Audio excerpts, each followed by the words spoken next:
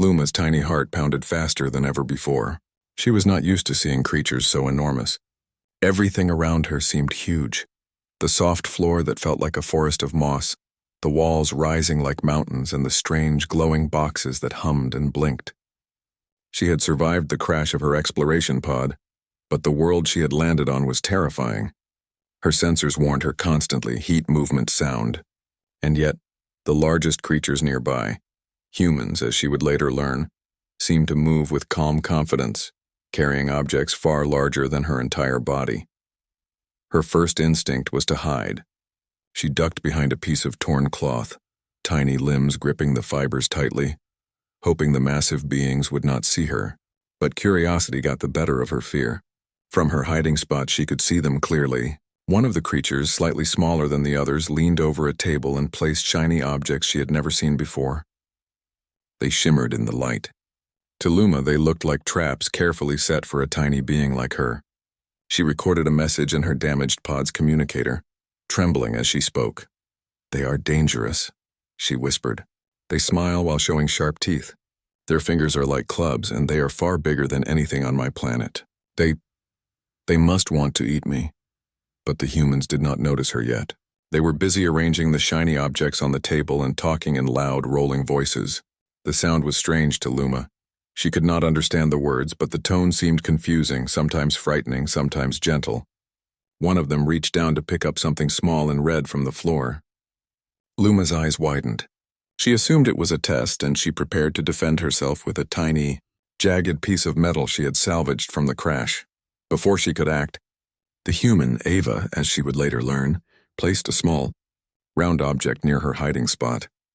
It glimmered in the light and Luma froze. She was sure it was poison. Slowly she inched closer, circling the object with suspicion. Her tiny senses told her that this was something she should fear. Yet she was starving. She had not eaten since the crash, and her stomach growled. Luma sniffed the round object carefully. It smelled sweet and soft, nothing like the food she knew from her planet. Her instinct screamed to run, but her curiosity was stronger. She reached out a tiny hand and poked it. It rolled slightly, and when she tapped it again, it made a soft, pleasant sound. That was the last straw. Hunger won. She nibbled the edge carefully. It was delicious. She blinked in surprise. Could these monsters be kind? The next day, Luma stayed hidden but watched the humans closely. She saw them move, touch things, and sometimes fall over, making loud noises that rattled the floor. She kept thinking they were dangerous, but every time one approached her hiding spot, they left something edible or shiny for her. Slowly, the fear in her tiny heart began to mix with confusion. One afternoon, the building trembled as a huge shadow passed over Luma's hiding spot. The humans were cleaning something enormous, and water splashed everywhere. She scrambled for cover, landing on a pile of soft cloth. The humans laughed, big, warm laughter that shook the floor like tiny earthquakes. Luma clutched the cloth tightly, thinking, yes, monsters laugh before they strike. Then the storm began. Rain hammered against the building's roof, and the lights flickered. Luma's pod began to fail again, and she felt the cold creeping into her tiny body. She shivered uncontrollably. It was almost too much to survive. She curled up, hoping her small size would make her invisible. She was wrong. A huge hand, warm and gentle, hovered over her. She froze, expecting pain. But instead, the hand scooped her up and held her close to a warm, soft surface. The human spoke, a soft voice she could barely hear. Luma's tiny body relaxed a little. The warmth spread through her. She blinked at the enormous face above her. The human's eyes were kind, full of worry. "What are you?" she whispered to herself. She did not yet know that the giant had a name, Ava. But somehow she felt that this creature might not want to eat her. For the first time since the crash, Luma felt safe. The following days were strange and confusing. Luma stayed in a tiny box with soft padding, the humans checking on her constantly. Every time she tried to explore, she almost got crushed or carried away by curious fingers. But she also discovered wonders. The humans had many tools, some that could create light, heat, and even music. Tiny movements created enormous sounds that fascinated her. One day she accidentally tripped over a wire. Sparks flew and she panicked. Ava quickly moved her away, speaking in the soft voice that Luma was beginning to recognize as gentle. She realized then that maybe these humans were not monsters. They did not seem to want to harm her. even when she caused trouble. As Luma observed, she noticed patterns in their behavior. The humans cared for each other. They shared food and helped each other when they stumbled. They laughed, played, and sometimes argued, but never in a way that caused lasting harm. Slowly, Luma began to record new messages in her pod, messages full of questions rather than fear. They are strange. They are not like the hunters my people warned about. They are huge and strong, but they care for each other. Do they care for me? I do not understand. One evening, Ava sat near Luma's box, holding a small tray of food. She motioned for Luma to eat. Luma hesitated.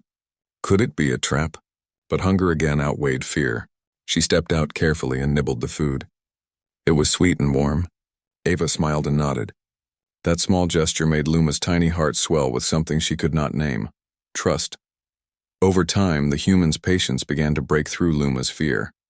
She learned to follow them safely, exploring parts of the building she had never seen. She marveled at their enormous tools, their strange glowing machines, and the way they moved with confidence and care. She even tried to mimic some of their movements, hopping onto a small platform that lifted her into the air.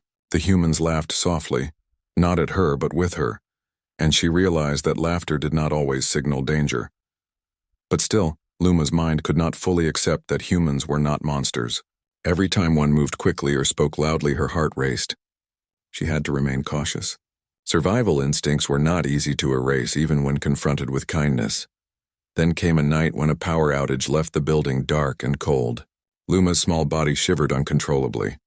She had not learned yet how to survive the cold without protection. Ava, sensing her distress, picked her up again. This time Luma did not resist. She felt warmth, safety, and something more, an understanding that the humans were not trying to harm her. As she rested, she thought about her people back home. The Zathari had warned her about humans, describing them as cruel predators, impossible to outsmart. But here she was, tiny and vulnerable, held in the hands of these enormous beings, and she was alive. More than alive. She was safe. She was learning. And slowly, she began to wonder if her species had been wrong all along. By the end of Part 1, Luma had survived the first week on Earth. She had tasted food, discovered small wonders, and even laughed in her own tiny way. She was still cautious, but fear had begun to give way to curiosity. For the first time, she allowed herself to imagine a future where humans were not monsters, but something more, something worth understanding. And so, in her tiny box on a massive table, under the careful watch of a gentle giant named Ava, Luma closed her eyes and drifted into sleep.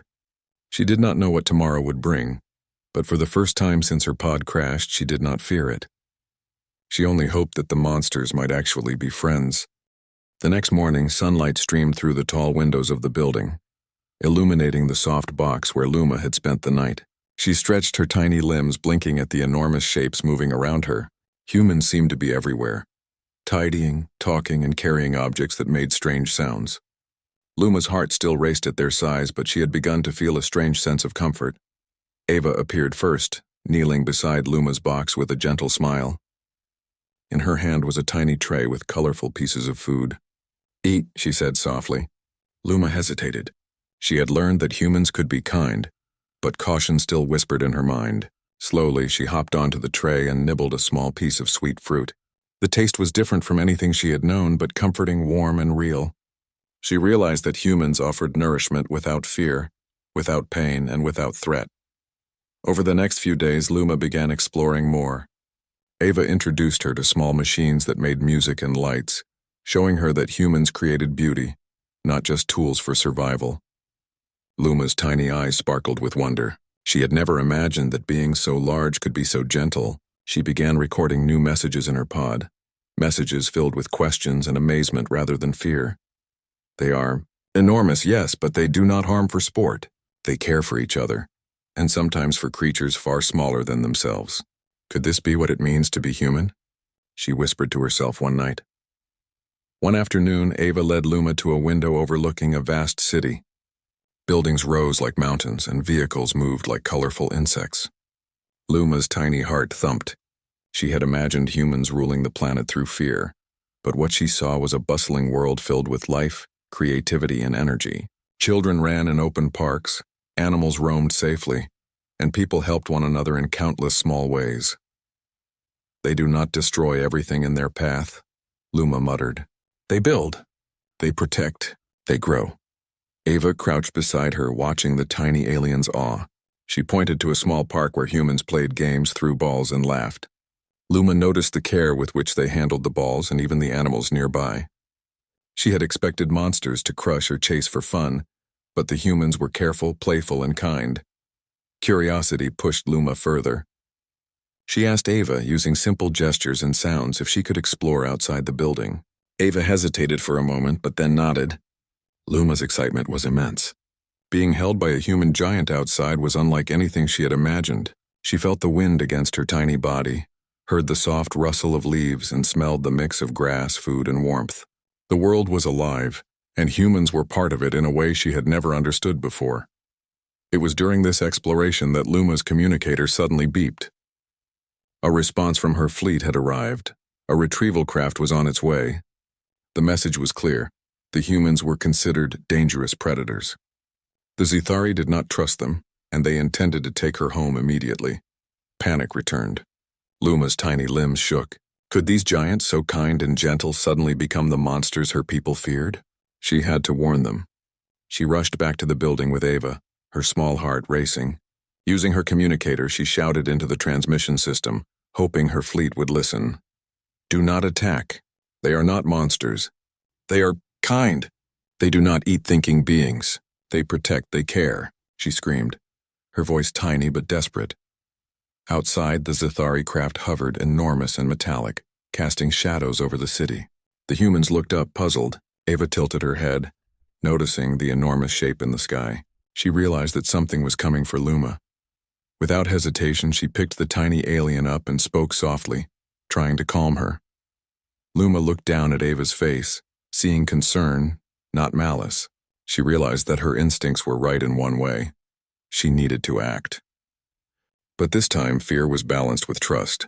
She shouted again, using her translator core to reach her fleet. Do not attack. She is my friend. She does not want to harm us. The Zithari hesitated, processing the message. Luma's tiny courage, combined with the human's patience and gentleness, created a moment of pause.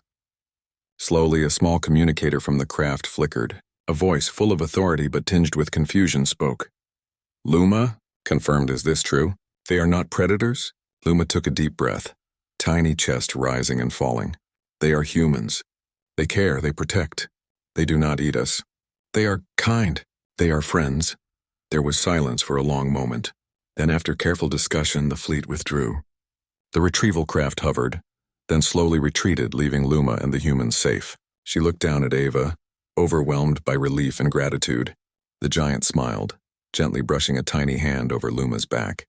Over the next few days, Luma continued learning. She discovered that humans celebrated life, not just survival. They played music, created art, shared stories, and worked together to solve problems. They rescued animals, planted trees, and helped each other in countless small ways. Each new lesson chipped away at the fears she had carried from her home planet. One evening, Luma sat with Ava near the glowing machines that made light and music. She reflected on everything she had learned. Humans were enormous, yes, and their strength could have been terrifying. But their hearts, their actions, and their care for others revealed a truth far different from what she had been taught. I have been wrong, Luma whispered into her pod. Humans are not monsters. They are incredible. They are strong, yes, but they are gentle. They can protect, create, and dream. They are worthy of admiration. Ava reached down and held Luma gently. You're part of this world too, she said softly. We will keep you safe, and you will see more of what humans can do.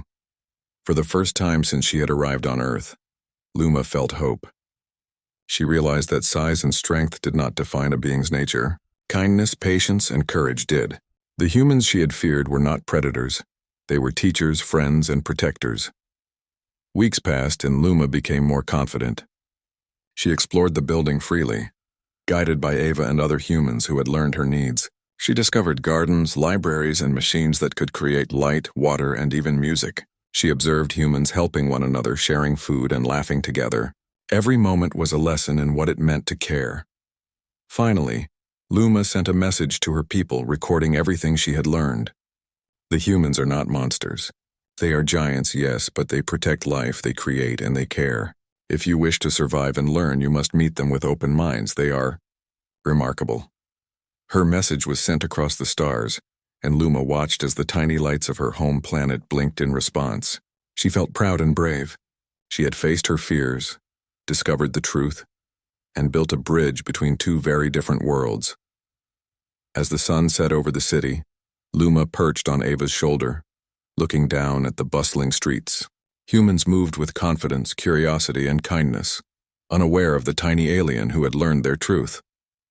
She smiled, tiny wings trembling in excitement. For the first time in her life, she felt completely at home among beings so different from herself. And in that moment, she knew something important.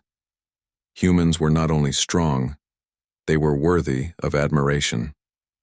They were clever, gentle, and brave.